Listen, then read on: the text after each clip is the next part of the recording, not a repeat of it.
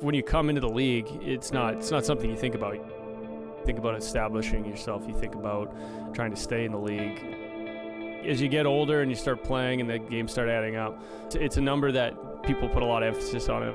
I'm very honored, and I've had a lot of good teammates. I've had a lot of good coachings. I have people from the start of my life, my family, support me to get to this spot. I think for me, more than anything, that's what it's about. They're the people that have supported me all the way through this. So I'll take time to reflect, and I'll try to enjoy it as much as I can.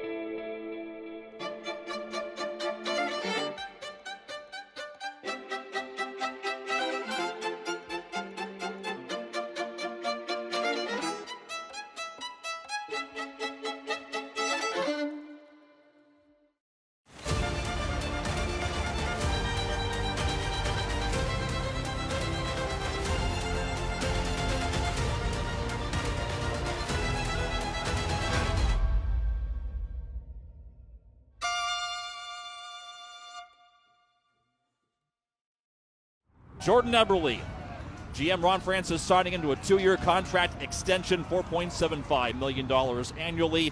In addition, the Kraken calling up Kale.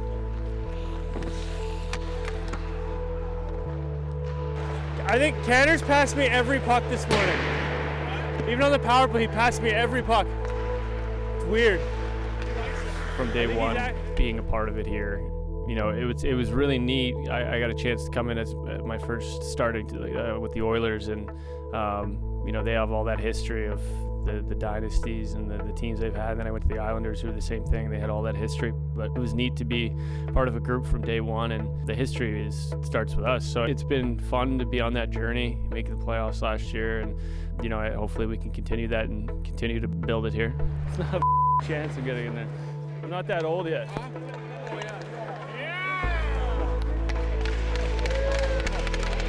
Oh!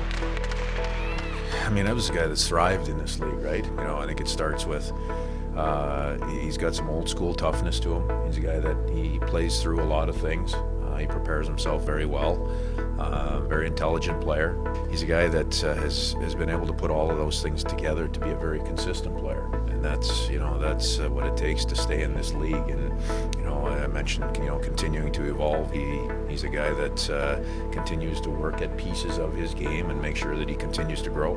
It's been a long road. It's you look back at junior, you look at before junior when you're playing midget. There's a lot of stuff that goes into it. My parents driving me to the rink. I mean, there's a ton, right? I kind of identify as a hockey player. It's what it's kind of been since I've been 3-4 years old. So I like to think as I've gotten older, I've grown up and I've started identifying different things as a father, as a husband. So you transition, but it's been a great ride. I hope to continue to go as long as I can, and I feel like I have some more good years in me. So this is obviously, I know the NHL makes a big deal of 1,000 games, and I feel special about it, but it just makes me reflect on the people that have helped me get there. Year's Day, the Kraken take on the Vegas Golden Knights in a milestone night here in the Deep, as Jordan Eberle, a cornerstone member of the franchise, is set to skate in his 1,000th National Hockey League game.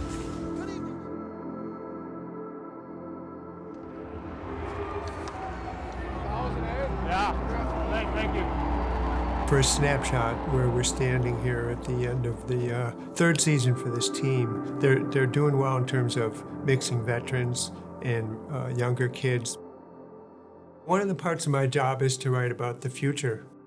Ron Francis, our GM's pretty high on getting kids who have great character and kids who have a hockey IQ that's high. And so far, I think that's working out pretty well. Tonight, the Kraken get a potential glimpse into their future.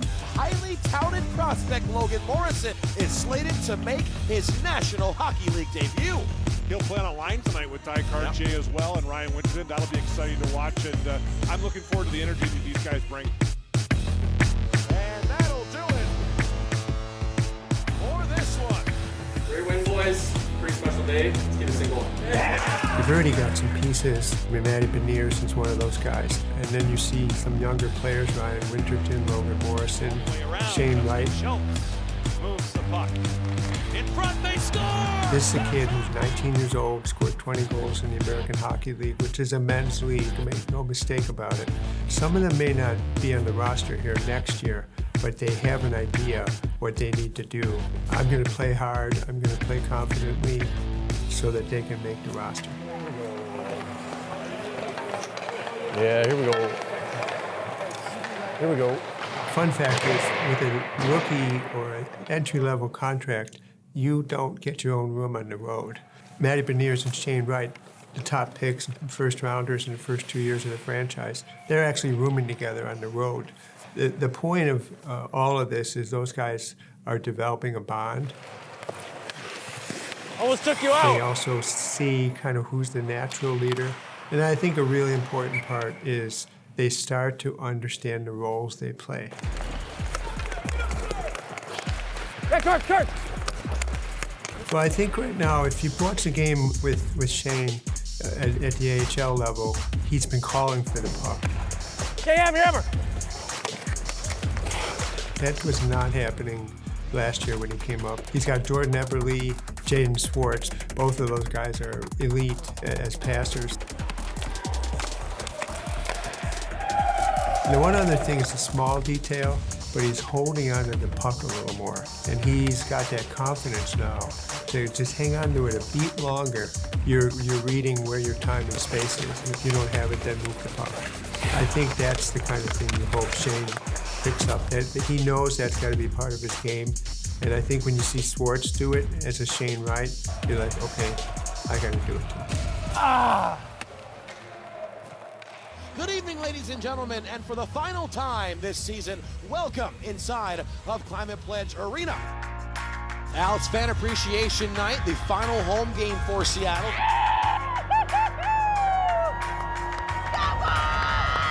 Hey, you are the best! Here's the thing about Jaden Schwartz. He's a fun guy around his teammates, meaning he's got a lot of sort of warmth to bring. Dude, Garrett's looking fresh. You would have seen me no matter what. You got vision like I've never seen. That's because you're just solid muscle. Too strong. Yeah, but you're a stone cold killer, bro. I want to sit by Will. Can I sit by Will? He does so many things to help players score. Jaden Schwartz drops it off. Eberle. Jordan Eberle now drops it again for Dumoulin right in. He scores!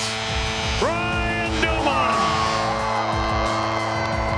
10:37 left in period one. Nice snipe, guy. You look at his stats, and he's got what are called secondary assists. What he's doing is moving the puck out of the defensive zone and getting it up ice to his teammates, or he's doing the tough stuff in front of the net and getting the puck off to somebody behind the goal or in a better position to pass or shoot.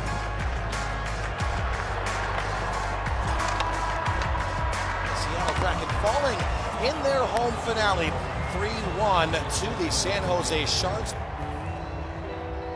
I mean, there's so much to be proud of and thankful for this year. Obviously, the year did not go the way that the team wanted, that the fans and the organization wanted, but we have an NHL team here in Seattle, and for the strides that were made, continuing to be made in the community, there really isn't a whole lot of bad you can say maybe outside of that final record.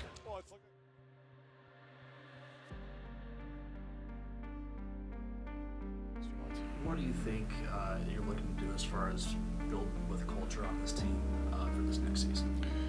Yeah, I mean, you know, I think everywhere we got to be better in a lot of different areas. You know, it's another year of guys playing together, getting to know each other more, how we need to play. You know, younger guys getting more experience and getting another year under their belt. I thought that there was a lot of great moments in the season, but we're the ones out there that need to do what it takes to win. Nothing comes easy as an NHL player. You got to start earning in the summer. People aren't looking, and do everything right and work a little extra hard this summer to get yourself ready for a season. You know, we're really excited about what we have coming, and now the key is kind of building the team here and integrating those pieces that we think are now starting to come. You know, last year in Coachella, we were one of the oldest teams. I think we're the third oldest team. This year we went to the 20th oldest team. We have a lot of our kids from our first draft and some from our second draft finally coming into the pipeline, and that team not only had a good year, it won the division, got a first-round bye. The Firebirds clinched the top spot in the Western Conference, meaning the Calder Cup playoffs will run right through the Coachella Valley. It'll also get some big names back that were just called up, who come back just in time. The exciting thing for me is for those kids is they're playing in a winning environment. They're learning how to win. They're going to get into tough playoff games. They're going to see what that's all about, and they're going to experience that.